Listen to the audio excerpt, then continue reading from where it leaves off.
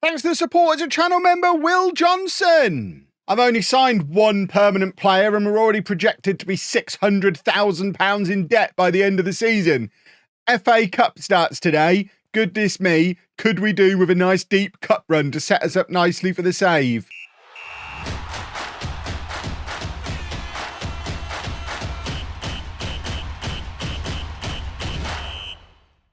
Hello and welcome to part 3 of Not to Legend. I'm Kev, and coming up on today's episode, we have a National League North game for you against Buxton. Plus, we have our FA Cup. What round is it? Second qualifying round. Why are we playing in the second qualifying round? That seems like a really early stage to start in the competition. We don't yet know who we're going to be playing, but I will be showing you that match as well. Since you were last with me, as you can see, we did all right. We went on a little 5-match unbeaten run, winning 3 of the 5, but then we have lost our last 2 matches. Interestingly, the unbeaten run happened while Connor Hall, our best player and top scorer, was injured. Now he's back and scoring again. We're losing matches. So I'm confused at the moment is the best way to phrase what's going on there. But we do find ourselves, after 8 games, 10th in the league, 11 points on the board, 3 points behind Kidderminster, who are in that final playoff spot. And if we ended up finishing there at the end of the season, that would absolutely be fine for this season. Transfer-wise, as mentioned, the one and only permanent signing we made was Brooklyn Kabongolo, our big boy at the back, who still hasn't scored a goal, so that plan hasn't really worked. You also know Bailey McCann came in the last episode on loan. We then brought in a couple more loans before deadline day happened. Not that deadline day is for us, but it's easier to get the deals around deadline day usually. Colin? No idea. McAleer, he's a Northern Irish right midfielder, but we brought him in to be competition for places up front. He's 31 years old. He's on loan until the end of the season. He was basically cheap, and with Hall injured, I figured just an extra body who can play up front wouldn't hurt, and he was cheap. We're not really planning on using him, but a guy we are going to use is a veteran of previous non-league to legends and Peterborough United youngster. I can only assume, because I've got Posh set as my favourite club on my manager profile, that's why they come up on the scout reports as often as they do. Posh players and ex-Posh players. We also had George Nevitt come up, who's a centre-back at Posh, but he wouldn't come and join us. We already have Bailey McCann, former Posh youngster. We've now got his former fullback partner, James Dornelli, who in real life is getting a run in the Posh first team, and I'm fairly confident he's not 6'2" in real life, but we don't bring real life knowledge into Non-League to Legend, so in this world, he's 6'2", but more importantly, he's 3 stars of current ability, lots of potential. Obviously, we're never going to see the potential fulfill itself, but he's a very useful right wing back as we continue to play our lovely flat back 7. He's a little bit more expensive and is probably part of the reason why we are massively over our wage budget, massively overdrawn, and the projection looks terrifying. We're not going to worry too much about that stuff because we're going to have a run to the 3rd round of the FA Cup and it'll be absolutely fine. Right, this is the team for the game against Buxton. Buxton are just above us in the league, so if we can beat them, we move above them and start to move up in the league as well. So this is the 11. It's Maxted in goal, a back 3. Sorry, it's so instinctive to say back 4.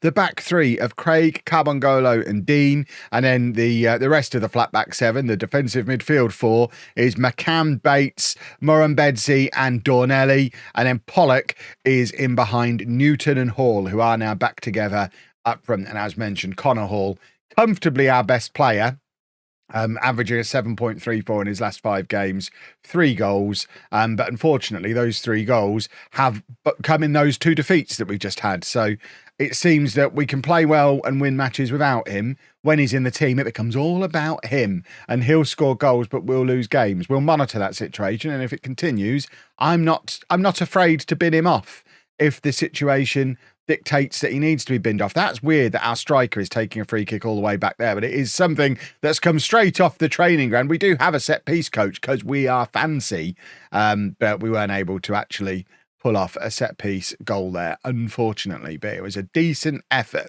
a nice little bit of creativity from all involved. What I would very much like to see is for us to see, we've got all these big boys that we've brought in to try and do good attacking set pieces of our own, and what we're actually finding is we're struggling with them defensively. I think these maybe I shouldn't sign my defenders purely based on how big they are, but I would argue we're in tier 6 In tier 6, that's exactly how you sign your defenders. You get the big guys. Newton's got in behind it. If he can find Hall, it's going to be another goal for Hall. It is another goal for Hall. It's a well-worked goal. It very much is the kind of football we've kind of resigned ourselves to playing this season. Non-league football, a big lump forward from one of our centre-backs. Newton gets into the channels, gets in behind, and then just squares it for the goal scorer, the target man, Hall. And it's 1-0 to Brackley. And that's lovely old stuff. As you can see, that will put us up to level on points with Kidderminster as it stands. They're currently losing to Curzon Ashton. So it gets us right back in that playoff mix. Only 4 points off the top of the league as well. With mine and Brackley's combined playoff records, we don't really want to be in the playoffs. We'll finish mid-table or top. We don't really want to have to go through the playoffs. None of us are up for that.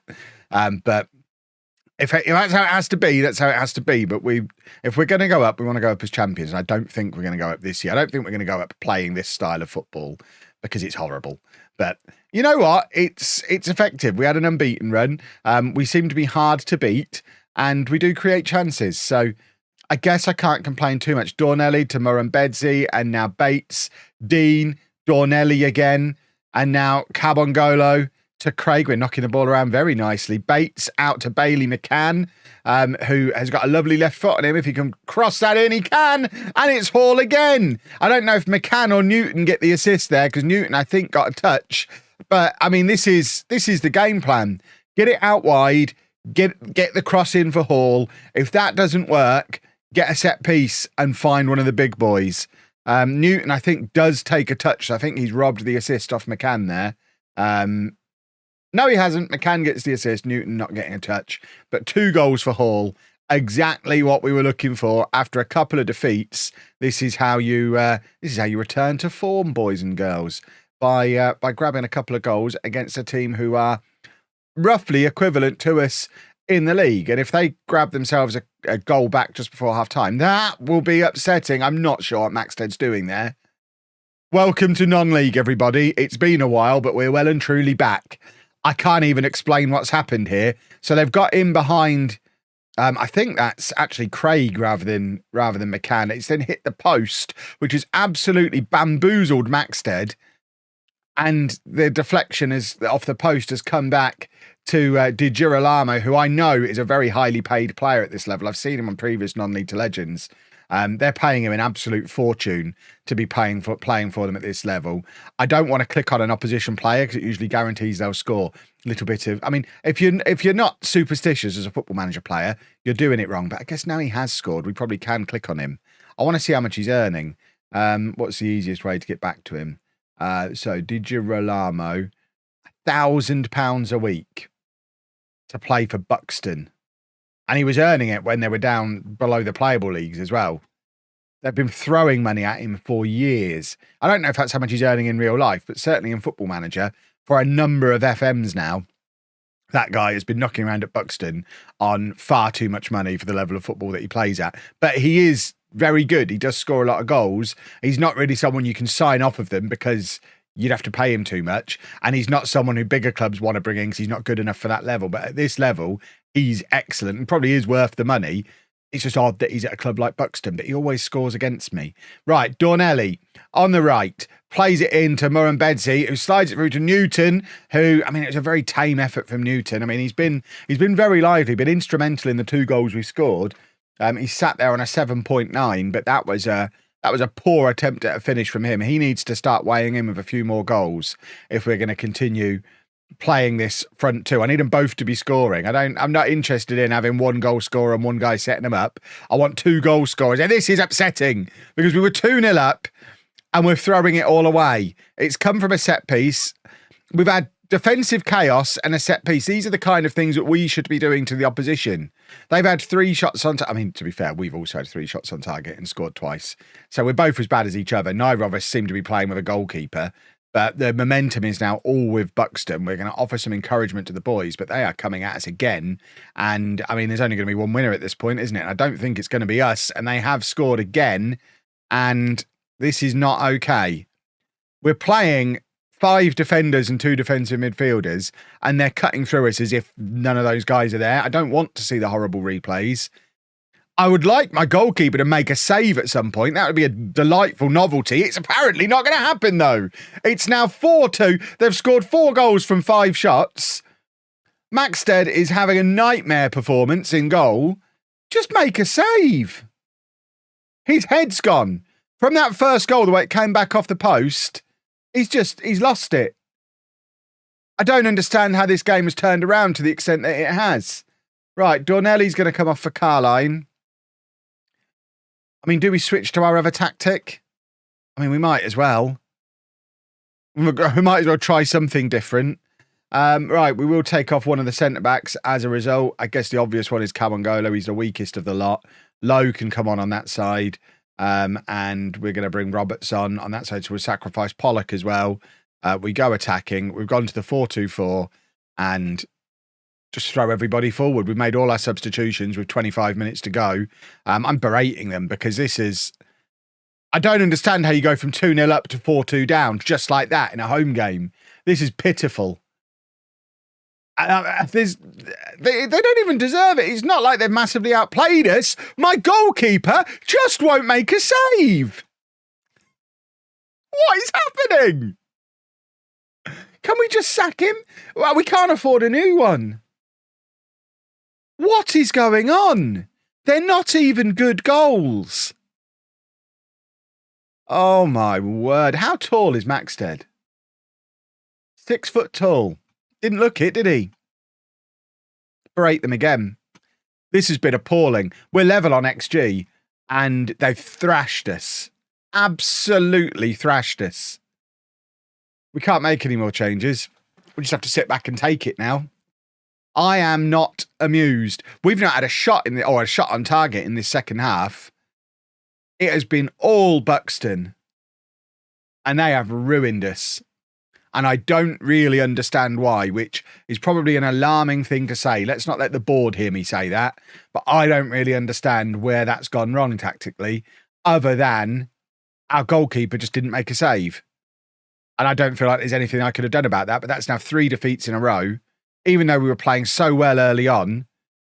And we are now approaching the point where we maybe have to move on from the back 3 that I really did want to play.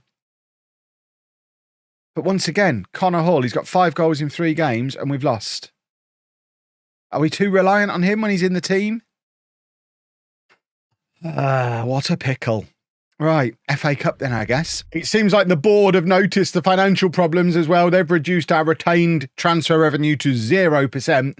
So even if we sold someone for £1 million, I don't get to spend any of it, which is sad. But it is the draw for the FA Cup. It's the second qualifying round. We're not looking for a big team or anything like that at this point. We're just looking for a winnable game.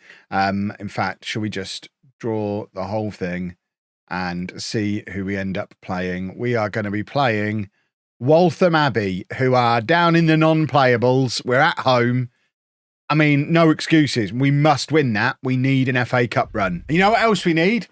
Likes on the video. Have a look. The first 2 episodes of the series. Look at the likes to views. It makes a massive difference. The more likes, the more views we get. And trying to push out a new series on a game that's been out a year is a challenge. So if you want to rally round and help support Team Kev, the best, most helpful thing you could do, leave a like on the video, leave a comment down below. Let's get that algorithm boosting up, get the video pushed out to more people. We all know and love Non-League to Legend, so we need to get it in front of eyes. And there's not as many people searching for the game at this time of year as there normally would be, because obviously the game was delayed. We don't have a new game, so we need to work a little bit harder to get the videos in front of them, and that's where you come in. So if we could get 3,000 likes on this video, that would be amazing. Thank you.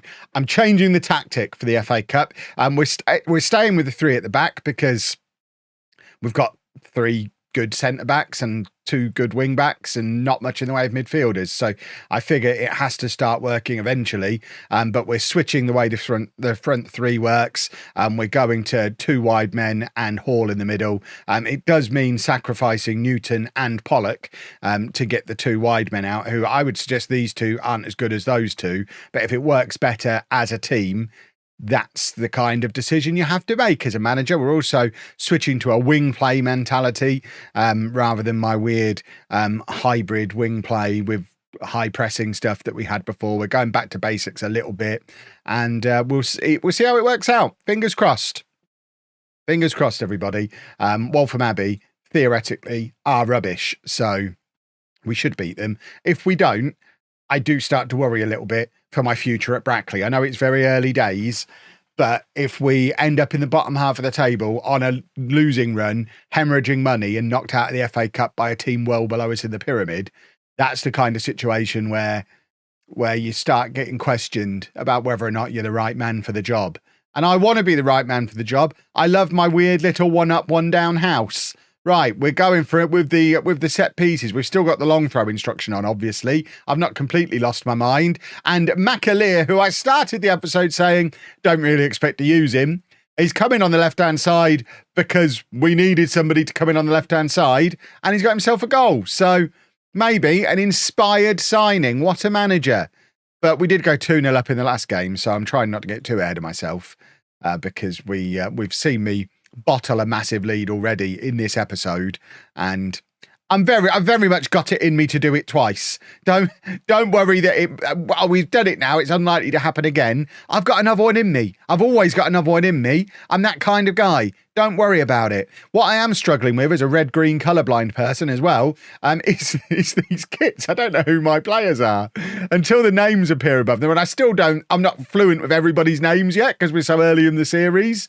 I don't know who's got the ball half the time here. This is a nightmare. I hope my players don't suffer from the same affliction, or else that's going to lead to problems when it comes to, passing to the right players, which in my experience is quite important for a football team to be able to do. It's a little bit alarming that we've only had the one shot in the first half an hour. So we're still not really playing particularly fluidly, particularly well. We've had one moment of excellence from McAleer, which came from a set piece. It's not like we were sweeping forward with wonderful open play. And it's a touch alarming. But we're trying to get something going here. It's McAleer again on the left-hand side. Plays it back to Craig. And now Kabongolo, Murambedzi, and Dornelli on the right, who can beat his man and get across. He finds Hall. In fact, Hall is fouled as he's found.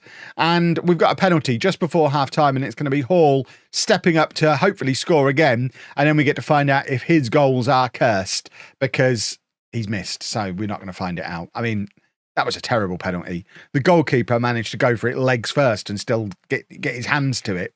That's how bad the penalty was. Bates with the corner, and the keeper completely flaps at it. Hall, our target man, is outside the area. That's how many big centre-backs we've got. We don't need to have him in the area for our corners, which is madness. I mean, my set-piece coach figures all that out. I just tell him the shape that I want. He puts the players in the positions. The joys of FM24. I thought we'd won another penalty there. In fact, it's come to McCann, who's just put it back in the mix. I think he probably could have showed a little bit more composure there and not just lumped it up in the air towards the penalty spot and maybe taken a touch, picked a man, done an actual pass. But who am I to criticise, eh? I'm only the manager. This has been poor again. Kabongolo out to Dornelli. We have much work to do at this club, I think. Dornelli is looking like a bright point for us. I don't really want to sacrifice the wing-backs because they are looking good. And Lowe gets in behind, squares it to Hall. It's been disallowed. I mean, Lowe must have been offside, I can only assume. We're not going to get to see a replay. Because Hall definitely wasn't. Because quite apart from anything else, Lowe was ahead of him and played it back to him. But there you go. Hall heads it clear. It's still only 1-0. And it's that kind of scoreline where I don't really know what shout to do, because I could encourage them and they're like, oh, well, hang on, we're already winning, we're doing all right. But they must know they're not playing well. I'm going to encourage them. We should be doing better than this. I'm tempted to go attacking. Right, Dornelli. Again, everything good seems to go through Dornelli. We need to make sure we're getting the best out of him. Lowe, now bursting into the area again, has the shot, but it goes well over. And it's back with the Waltham Abbey goalkeeper again, who is taking his time, picking his spot. And, I mean, to be fair, finds him. I thought that was going to hit a red shirt, but That's because I couldn't tell the difference. Ruined my commentary a little bit. They're in here. Maxted, once again, nowhere near it. McCann does what seems to be his new speciality of, if in doubt, just put the ball up in the air. This time he heads it straight up in the air. We probably need to have a word with him about that. If you could stop doing that, that would be super. Oh, my word. Right. Somebody do something that suggests that there's any kind of future in us playing a back three. I want it to work. I've promised everybody I'm going to get it to work. Please make it work, or else I'll look like a silly goose. And I hate looking like a silly goose. Right, Pollock is going to come on. He can sort of play out there. We'll make him an inside forward. And that will do for now. I mean, I do want to be able to use Newton and Pollock. So I don't think this version of the system is the one that we're going to use going forward. I think we need to go back to a more amended version of the one that involves the actual front three. I think they probably have 3 best players. So it makes sense to make sure they're in the team. Right, Carline can come on. We've now... Oh, can we only... I thought we could do 5 in the FA Cup. I was going to go to 2 wide centre-backs either side of Cabangolo. I guess I can't. Never mind. We'll just leave things as they are. Can we have another goal, please? I'd love another goal. This is the wrong end of the pitch, though. So let's not have a goal at this end. Maxted, I just don't like him. We're going to fall out. We're having problems. Me and my goalkeeper are having issues. We're going attacking. We are not very good. We're demanding more. We've gone attacking. I don't want to see the replay. It's going to make me sad. And, right, Dornelli from the throw. Have we got a last-minute goal? We need a last-minute hero goal. Craig has got space to run into. McCann doesn't just stick it straight up in the air this time, which is a bonus. McCann again. Lovely ball into Newton. And there is a hero, Danny Newton, getting the opportunity to be the main man up front rather than the support act. And he's rewarded me with a goal. So maybe trying to get more out of him is the answer. And McCann, actually, I mean, that's what I want from him. He's got that in him. He's capable of that. That was just like his dad. We want more of that, please. 2-1. And by the skin of our teeth, I think we are in the hat for the next round of the FA Cup. But goodness me, have we made hard work of it. McCann's now got a corner. Are we going to put a cherry on top and really flatter ourselves with a 3rd goal? We absolutely don't deserve one. Cabangolo actually gets on the end of a corner, possibly for the first time in the series, but just heads it into the post. So close to an undeserved 3rd goal. But you know what? We'll take it. We're in the hat for the next round. That's the important thing. A little bit of prize money comes in. Newton's ended his goal drought, so that's a positive as well. And we've got a defender coming in who I haven't arranged this one. This one's been done by my director of football, so I haven't scouted him. Can't scout him because he's outside of our scouting area. He's very expensive. See, this is risky. It's so risky. Do I trust my staff? Brian? Oh, God. Brian, this is on you if this guy's rubbish. It's called Pratt, for goodness sake. All right, Brian. Okay. Trusting my staff. He's 6'4". You can't teach that. And yeah, he is quite good. I mean, we are going to have to keep playing 3 at the back. We've got so many centre-backs now. But I need a version of it that works. I don't think it's this. Back to the drawing board for the next episode, where I think we might do an FA Cup Peterborough Sports double-header, because Peterborough Sports, another former non-Leeds Legends starting team, and the FA Cup absolutely crucial in these early stages of the save as well. So we need to follow our cup run. If you've enjoyed that, please make sure you leave a nice big thumbs up on there for me. Remember, 3,000 likes and we'll be best friends forever. Subscribe to the channel for daily Football Manager videos, and thank you very much for watching.